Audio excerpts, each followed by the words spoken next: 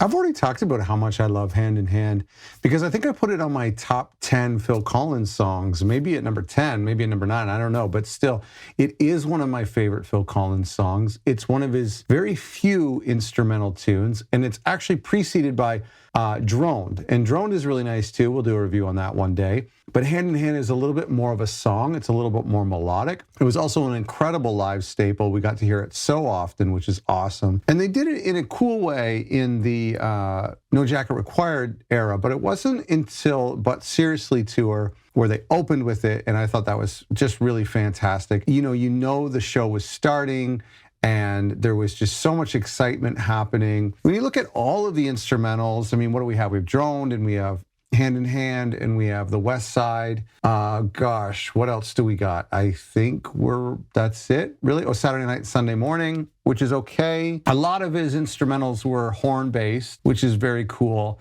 And this song just slays. I mean, it's got this ambient, marimba intro, like very kind of, it carries off from Drone a little bit, where you don't really know where it's gonna go, but it has a rhythm and it has a feel to it. And then out of nowhere, the song takes off and has a melody, has an incredible drum pattern that is just like classic Phil, very similar to I Missed Again and Behind the Lines. It's something that's incredibly hard to follow along with, yet it sounds so simple. The horns are brilliant. It's what makes Face Value so great. It's what makes But Seriously so great.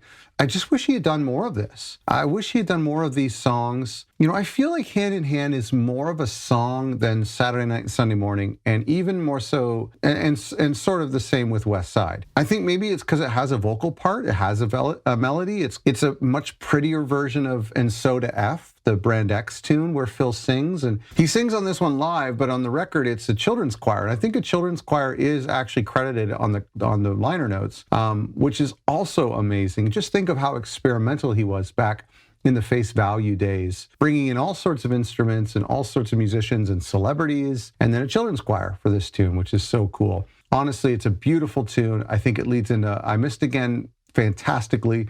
I just wish he would do more of it. I honestly do. And I mean, I guess I know you're probably saying, well, he did do more of it. He did another instrumental on Hello, I Must Be Going, and he did another one on But Seriously.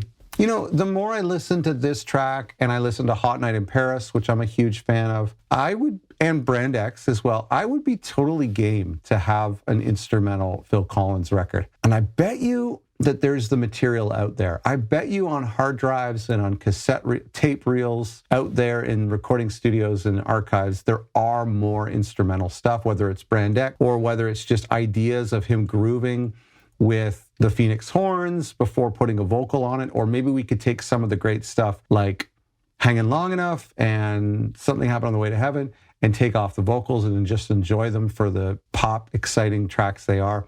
I'd love to hear more instrumental Phil Collins because you get to hear the drumming more.